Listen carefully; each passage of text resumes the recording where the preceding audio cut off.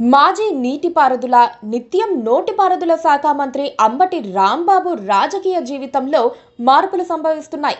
ఇంతకాలం సత్తెనపల్లిని జింక మార్కు బంకలా అంటిపెట్టుకుని ఉన్న అంబటికి ఇప్పుడు స్థానచలనం తప్పలేదు. ఆయన గుంటూరు వెస్ట్ నుంచి తన రాజకీయాలు షురూ చేయబోతున్నారు.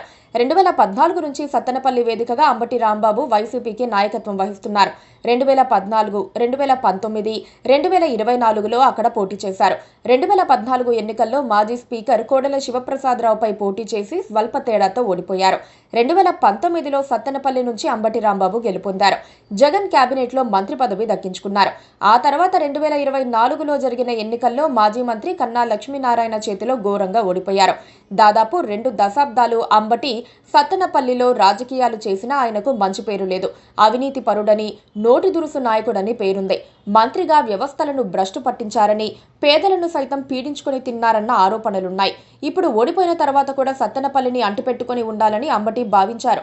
కాకపోతే పార్టీలో మొదటి నుంచి కూడా అంబటిపై వ్యతిరేకత ఉంది. సత్తెనపల్లికి అవుట్ సైడర్ అయిన అంబటి అక్కడ అరాచకాలు చేస్తున్నారని స్థానిక వైసీపీ నేతలు పుంకానుపుంకాలుగా పార్టీ అధినేత జగన్ రెడ్డికి ఫిర్యాదులు చేశారు.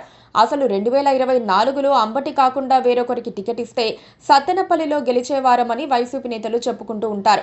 ఈ నేపథ్యంలో సత్తెనపల్లి నూతన సమన్వయకర్తగా గజ్జల సుధీర్ భార్గవ్ రెడ్డిని నియమించారు. ప్రస్తుతం ఆయన యాక్టివ్గా వ్యవహరిస్తున్నారు. అలాగే గత ఎన్నికల్లో గుంటూరు వెస్ట్ నుంచి పోటీ చేసి ఓడిపోయిన మాజీ మంత్రి విడదల రజని తిరిగి చిలకలూరిపేటకు వెళ్లారు. దీంతో గుంటూరు వెస్ట్ను అంబటి రాంబాబుతో భర్తీ చేశారు.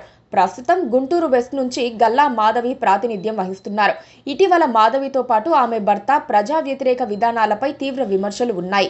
టీడీపీ తీవ్ర వ్యతిరేకత ఎదుర్కొంటోందనే మాట వినిపిస్తోంది. అంబటి ఎలాగో మాటకారి కాబట్టి గుంటూరులో ఆయన నెగ్గుకు రాగలరని వైసీపీ అధినేత జగన్ భావిస్తున్నారు. ఆ ప్రాంతమంతా కమ్మ బాస్టియన్ అయినప్పటికీ అంబటి తన ముద్ర వేస్తారని ఎదురు చూస్తున్నారు. పైగా గొడవలు పడేందుకు, వీధి పోరాటాలకు దిగేందుకు అంబటి వెనకాడరు. ఆ క్రమంలో నిత్యం వార్తల్లో ఉంటారు. జగన్ రెడ్డికి కావాల్సింది కూడా అదే.